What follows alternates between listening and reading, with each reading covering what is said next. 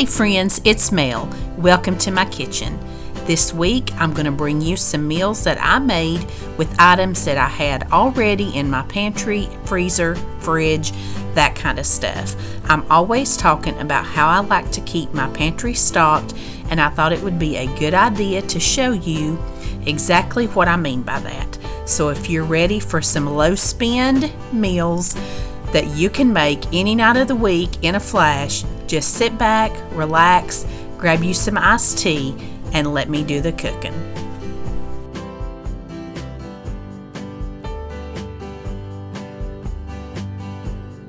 We love a good sloppy Joe night. Had not had them in a while, so that's what we're having tonight. I am actually making her full recipe. I usually just half it, but I've got about 2 pounds of ground beef that I have cooked up and drained the grease off of, and now I'm putting in some frozen diced onions and frozen diced green peppers. These are 2 things I keep in my freezer all the time for meals just like this, when maybe I don't have a fresh green pepper on hand, or I haven't been to the store, or simply don't want to get out. I have them that you can throw in a recipe like this, and I'm just putting them in there and letting them get a little bit softened up, and then I'm going to add in a couple spoonsful of garlic. This is another item you've seen me use. I get a little jar that you get in the produce section, and it keeps for a really long time in the refrigerator.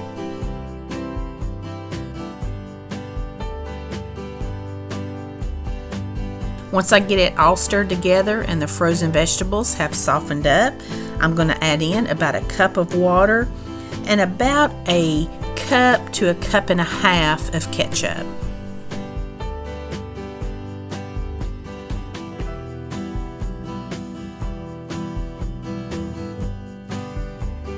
I'm going to put in 2 big tablespoons full of brown sugar. My husband likes his brown sugar in this. And then I'm going to put in 2 teaspoons of chili powder.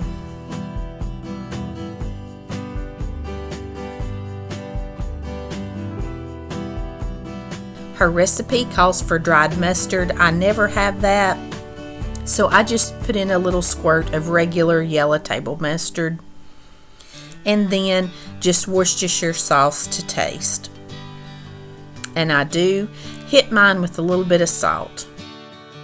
I'm just going to stir that around and get all of the ingredients combined and bring it back up to a boil. And like I said, I started out making what I usually do and decided to go ahead and double it, so I'm having to be really careful with this skillet. I had it pretty full. Now, I like to put tomato paste in mine once I have everything stirred in together. We just like the richness and the boldness that the tomato paste gives it. It's just it's a strong flavor, but we really like that. So I'll throw in about half of one of those little bitty cans of tomato paste, just a couple really big spoonfuls. And then once again, you're just going to stir that in and let it cook down, and just kind of let this simmer for 10, 15, 20 minutes, however long you've got, and it will begin to thicken up. Then right towards the end, I'll just grab me a spoon and give it another stir, and then lay me a little bite out to the side to taste and make sure it's just like we like it. Then you can tweak the seasonings however you see fit. Tonight's was good. We just left it like it was, and I had these waffle fries in the freezer, so I pulled those out and we had them on the side. My husband likes his with a nice slice of cheese and some yellow mustard. I like my sloppy joes just plain. I just love that flavor. This is certainly a favorite of ours. I always have these ingredients on hand. They are regular pantry staples. Now, if you didn't have buns, you could eat this on light bread. And even if you didn't have light bread, you could just eat it with a fork or a spoon like a meat dish. If you had some tortilla chips or even a flour tortilla to wrap it up in, there's so many things that you can do with this to make this a pantry staple meal. Now I'm going to show you just a quick chicken Alfredo that I'm throwing together out of some things I had left. I had about half a box of some penne pasta. And I'm just going to boil that up. And then I had a little bit left in this bag of these grilled chicken breast strips. These are pre-cooked. You just have to heat them through. And I just threw mine in a little saucepan and I put a little bit of olive oil in them. Just going to get them thawed out and warmed up here on top of the stove. And it also gives them just a little bit of brownness too. It was just going to be me and my husband here tonight, and I thought this would make as good a meal as anything.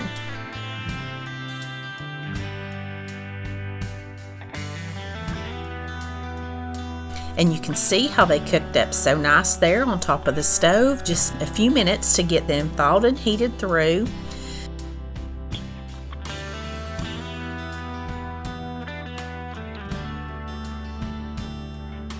And then I'm going to take this can of Alfredo. I found this at the Dollar Tree one day. I don't always look through their food section real good. I need to do better about this. But I can't tell you how good this little can of Alfredo was. It's been a long time since I bought a jarred Alfredo. A lot of times I'll make it from the little envelope packs or just try to make it on my own. But this was so good. I just poured it on top of that chicken. I just let it kind of come up to a boil. Let it get heated all the way through and stir it occasionally. Turn it down then and let it simmer while my noodles are finishing up. Once they're done, I'm just going to drain them off and I'm going to take that pot with my chicken and Alfredo, pour it right on the top and stir all of that together.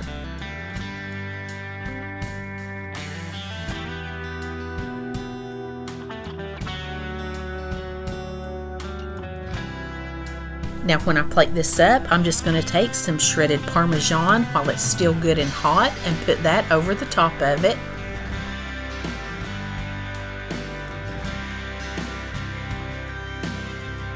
I'm going to hit it with a little bit of Italian seasoning. Just it gives it some color, some brightness, and some flavor. I had this veggie dip, which I absolutely love, and I always keep carrots and cucumbers and broccoli on hand. I just made some toast out of the rest of those hamburger buns that I had there. Put a little butter and some Italian seasoning on them and toast them up in the oven. This was delicious. And no more food than it looked like I had in that pot. It was enough for me and my husband, and I ate another plate a couple days for lunch. So this was absolutely delicious and easy.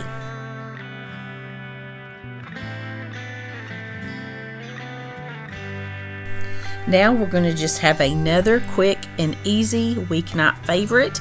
I'm starting out with these au gratin potatoes in a box. These are delicious and so easy. I'm just mixing them up according to the package directions. It has a little cheesy packet with it that you put on top, and you just put in the boiling water and a tablespoon or so of butter and some milk and stir all that together. And then you're going to put it in the oven, and I just let this bake right alongside my cornbread. This is one of those convenience foods that I am not a bit embarrassed to say I love, and I make it often. Everybody loves it. It's quick, it's easy. If you didn't have milk or butter, you could substitute oil and any kind of canned milk in that too. And I'm just making regular old cornbread that I always make. I like to use about 2 cups of cornmeal, and then I put in probably about half a cup of self-rising flour into mine as well. I start with about a cup of milk and a third a cup of oil. I'll put 1 egg in it, and I also throw a big spoonful of mayonnaise in there. I like the consistency it helps give it, and just a little bit of twang to it too. Every now and again, I'll throw a little spoonful of sugar in there. I just didn't do that this night. We didn't need that anyway. But I just mix all this together. And do you have a favorite little bowl that you mix cornbread in? This little silver bowl is the perfect size. And it's like, I just know I have the right measurements when I use this bowl. And I always like to preheat a big dollop of Crisco in my cast iron skillet while I'm mixing my cornbread, and then I'll pour my mix in it while it's hot when that Crisco's melted down. Now I just grabbed 2 of the 15-ounce cans of Lux pinto beans out of my cabinet, and I find that if you just put a little bit of water in with those, it does make them seem more like pinto beans that you've cooked, from dry on top of the stove. Makes them a little bit more soupier. And I just put a little bit of salt and pepper in them. And then I'm going to turn them up pretty high and get them to cooking, to a good little boil before I turn them down.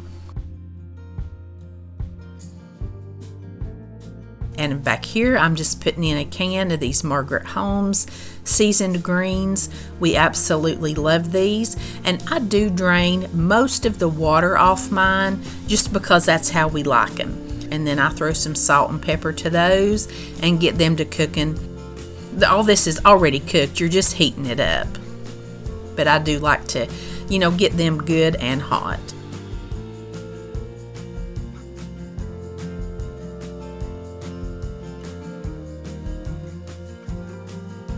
And out comes my cornbread. And out come these potatoes. And I do turn these potatoes on broil just for a minute or two at the end, just to get them just a little bit brown. And you can see how good and gooey they are. This was a totally pantry staple meal. All things that I always have on hand. You could do so many things with this, and I always know if I make this, I'll have some leftovers of this that I can turn into a meal another night of the week by just adding a few things back into it. I do like my cornbread good and crumbly under my beans.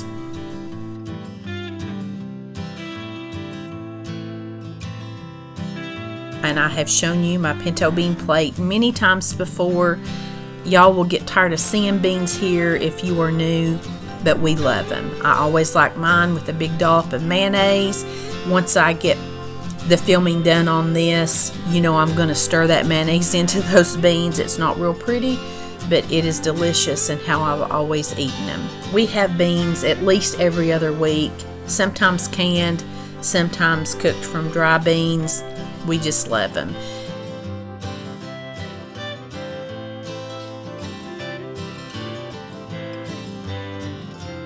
And my husband loves his topped with this chow chow. It's just a relish.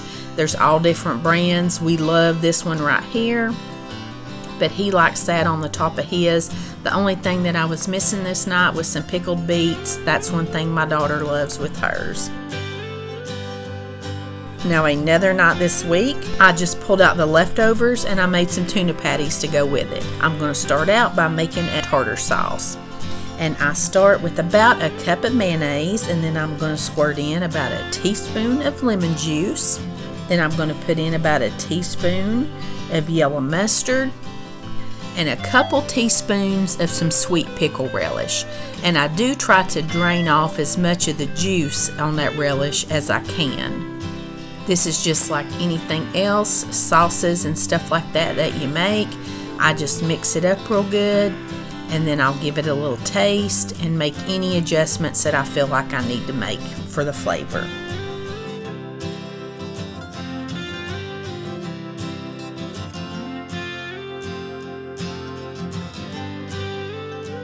Tuna patties is something that we absolutely love. We also love salmon patties. Salmon is much more expensive. It's still, cheaper than a lot of meats, but as far as, buying a big can of tuna and a big can of salmon, tuna is much cheaper. And you don't have the bones and the skin to pick through. You can buy it boneless and skinless, but that is even more expensive.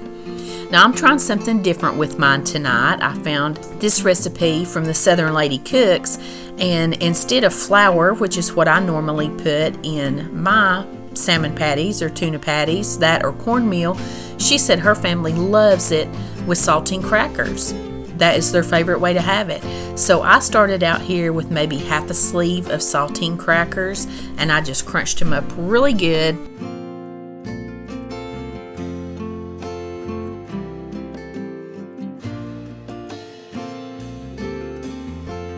And I took one of the larger cans of tuna. It is a 12-ounce can of tuna. and I drained a little bit of the juice, but I did leave some of it in there because you don't want them to be too dry. And I just kind of mixed it in with the crackers some, and I did go back and put a few more crushed up crackers in there. It's just one of those things, you want it to be the consistency where it'll stick together and you can make patties.